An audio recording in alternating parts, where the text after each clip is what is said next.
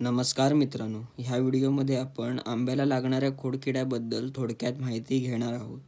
तर आंबा कलमाला जो आहे तो अशा प्रकारे खोडकिडा लागतो. आता तुम्ही पाहू शकता ह्या कलमाला आहे तो पूर्णपणे खोडकिडा लागलेला आहे व प्रादुर्भाव आहे तो जास्त झालेला आहे.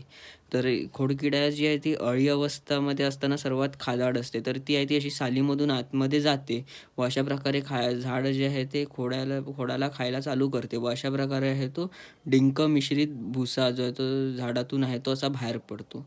हे लक्षण दिसल्यावरती आपल्याला लगेचच झाडावरती आहे ते उपचार चालू करावे लागतात. ते म्हणजे एकतर क्लोरोपायरिफॉस सारखे गॅस पॉयझनचा वापर करून किंवा पेट्रोलसारखं जे आहे ते हे पेट्रोल जरी आपण वापरलं तरी चालू शकतं किंवा केमिकल जरी आपण वापरलं क्लोरोपायरिफॉससारखं तरी आहे ते चालतं. ह्यावरचा जो आहे तो डिटेलमध्ये व्हिडिओ लवकरच आपल्या चॅनलवरती अपलोड होईल.